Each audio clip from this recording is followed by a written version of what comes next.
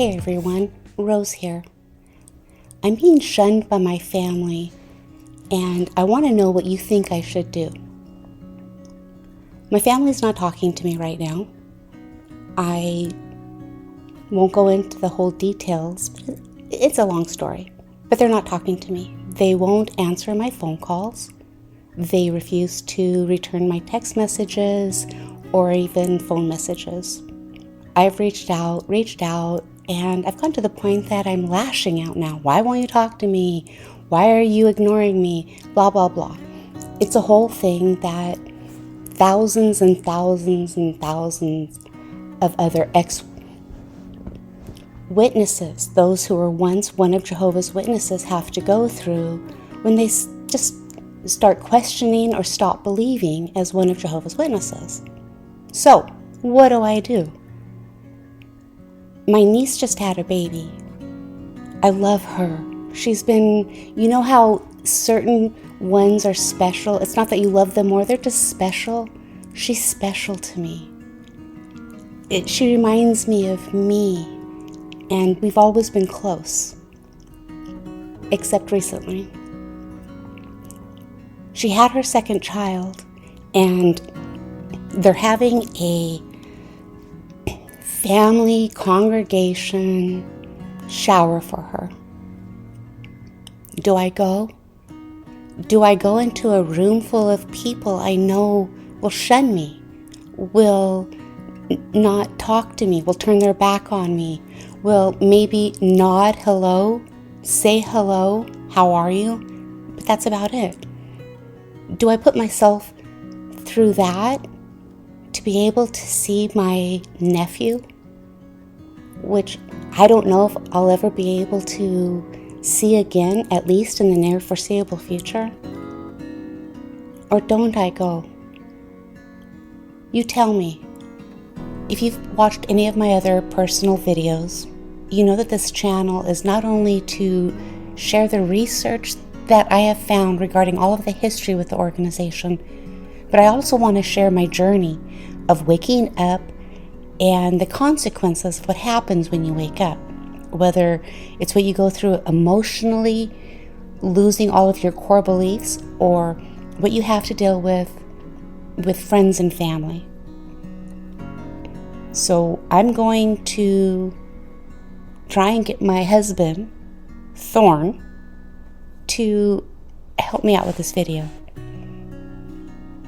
I'm not trying to get you off guard, but I want to talk to you about what's going on with me right now, okay? Okay.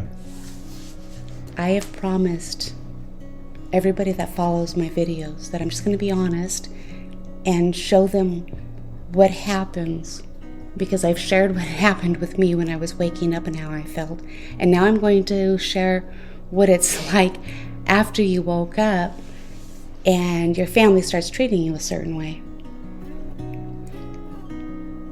I believe that they're doing this to me right now because a year ago I said something negative about the governing body, and I sent them a video about a woman. She was a Mormon, and she was also sexually abused as a child, and she was waking up, and the anger that she felt, and it was just so raw and so real, and I sent that to my brother stupidly. But I believe that they're not talking to me because of that, and they have used that as a good excuse for them to basically treat me like shit. You know the text messages that have gone back and forth. And I am at fault. I'm completely at fault because I text vomited? Usually people word vomit. I text vomited because I was so frustrated and so upset that they were treating me a certain way. And it has just kind of, I don't know, what is the word? What is this? When it rolls and it becomes bigger and bigger. Spiraled? What is that? Snowballed? Snowballed. Just a snowball rolling down a hill. What do you see that's happening right now? Okay, what I see is that your text messages have focused on your past. Wait a second. I was texting my siblings because I was hurting and because I woke up, but they didn't need to know that. But I had repressed memories come flooding forth. It's a thing, it's a medical terminology. And the memories that were coming were the memories of me being sexually abused for 9 years by my uncles. And those are things that I never got taken care of. I never got helped with learning how to deal with the thoughts and the emotions and the blah, blah, blah. So that was happening to me. I reached out to my siblings on that basis, that all of a sudden this was happening. I explained that it was because I was getting older. I had a mental breakdown one night, and because of that, in front of the family, and you know, who can help when somebody has a mental breakdown or what they do during that breakdown. But my family's been mad at me ever since because I told my mom to shut the F up. I have my reasons. I don't need to tell them here, but I would never have said that, and it just bursted out. And then I just looked at her, and I think my brothers thought I was going to punch her. So they grabbed me, and I was trying to shake myself off and leave me alone, I just need to talk. And they threw me in that back room. Mm-hmm. And I really am sharing a lot right now, but that's okay. I want everyone to know so that when I tell my stories, they're real. I'm not lying. Anyhow, one of my brothers picked me up, and I was the entire time looking at him, oh, you must be so proud of yourself because you picked your sister up, your big sister up. Anyhow, he threw me in the room, and it was a room that you needed the remote to turn the light on, and he shut the door, and it was dark. And because of everything that was happening to me, I immediately went back to my uncle's home in his bedroom and how he locked the door, and it was dark and I needed out of it. So I started pounding on the door, let me out, and they wouldn't let me out. In fact, they were holding the door shut. And so I started kicking it, and I kicked it and kicked it, let me out. And I kicked a hole in it. I didn't even realize I kicked a hole in it, but I needed out of that dark room. And when my brother opened the door, I punched him in the face. I told him, don't you ever do that to me again. I just hauled off, and I think I hurt him really bad. And then I went back into the room. I found the remote, went back into the room, and shut the door, and was fine. And then I had to live that humiliation down the next day. And none of them have talked to me since. None of them.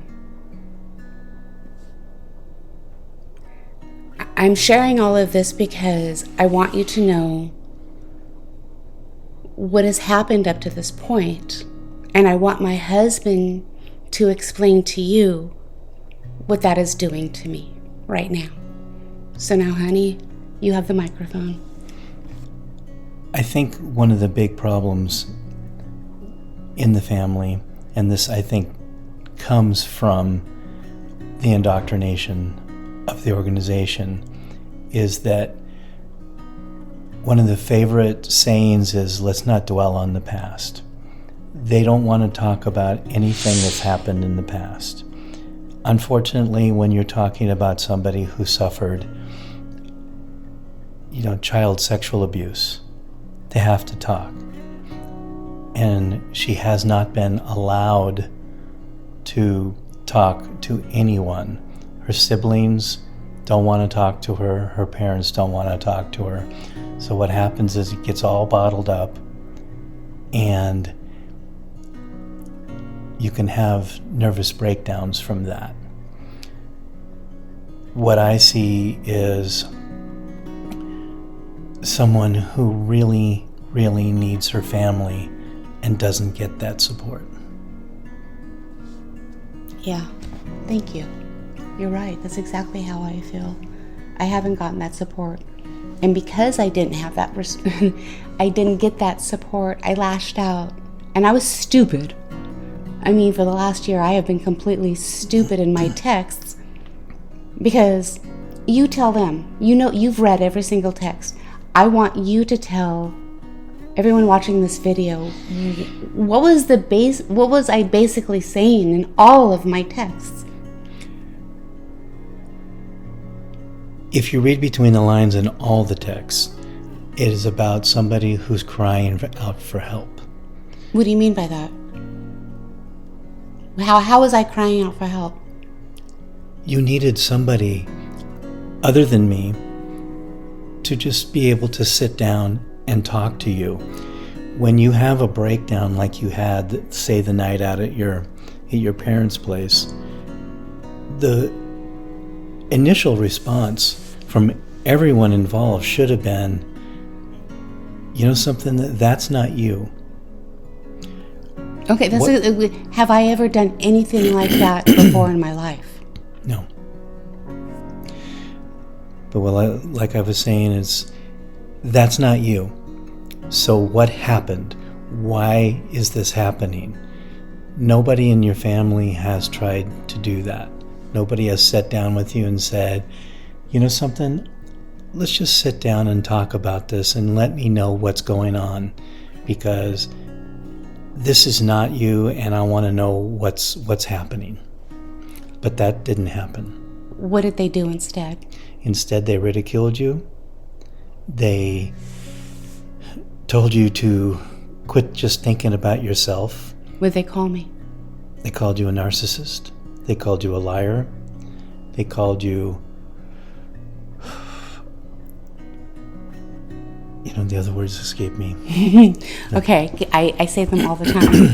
I have been called stupid, selfish, pathetic, and narcissistic liar who's mental, I need help, I'm hateful, and I'm manipulative. I think that covers everything that they have said to me. And basically, my text, when I think about my text, I love listening to what you think. When I was texting, I was pleading. Where are you? You're my siblings. Why aren't you being my siblings? Why are you being... In fact, I said this. I am pleading with you. Talk to me. And then I would say, why are you doing this to me? What have I done for your treatment of me like this? And I would say stuff like that. In fact, one time I said, I'm disgusted in all of you. I'm ashamed of all of you. But remember, this is all by text. And when you read a text, you don't know the person's inflection. Or are they coming across mad? Are they coming across hurt? I was crying when I was sending those texts. So you take that for however you want. When I was sending them, pleading with them to talk to me, I was crying.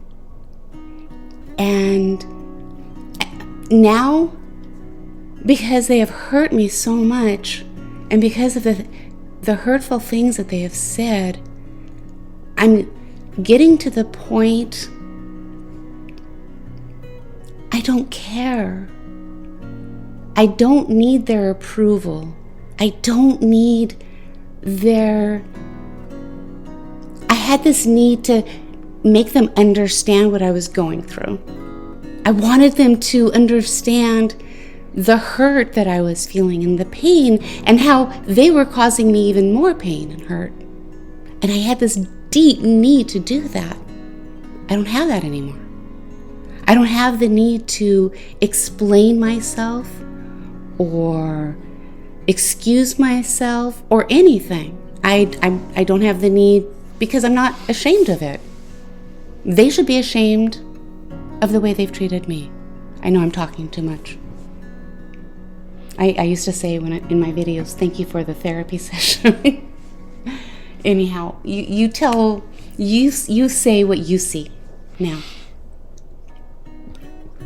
I think what's unfortunate is that one of your abusers was an elder in the congregation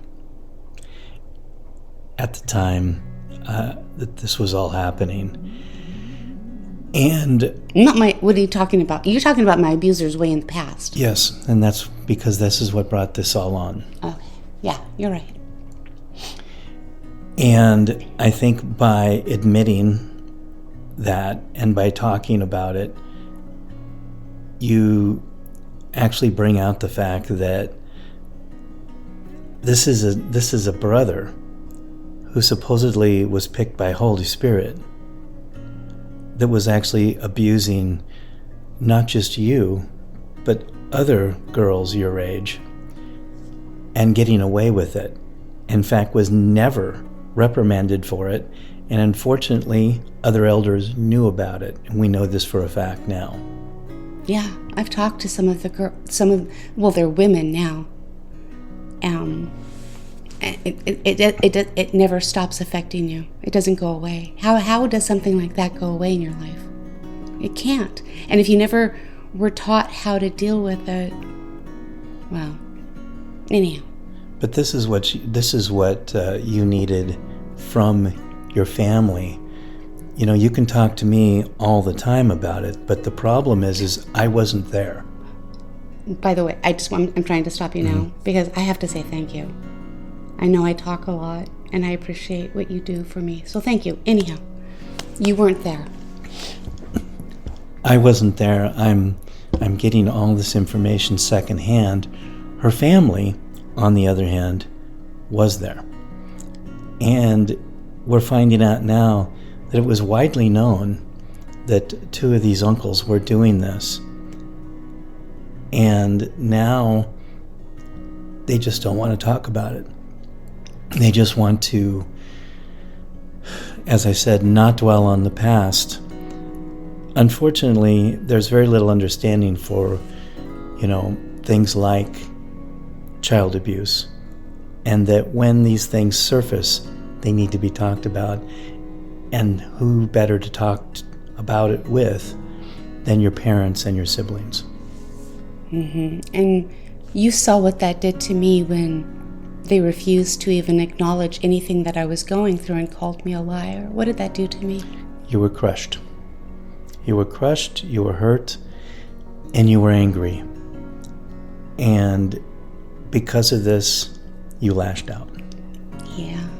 And that's why I sent all those texts. I was hurt. I wasn't mad, I was hurt. But now I'm mad. And now I'm thinking how ridiculous it is that I've spent so much energy trying to appease them and trying to get the relationship back when they don't care to have one with me.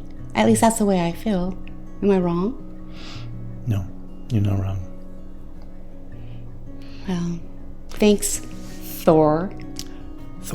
Oh, Thorn. Thank you, Thorn. Thor's a superhero. Well, you're my superhero. Superhero. Well, that's it for this video. I hope that by sharing my journey, it helps you in your journey. My goal isn't just to share the research that I found about the doctrines, teachings, and the history of the Watchtower organization.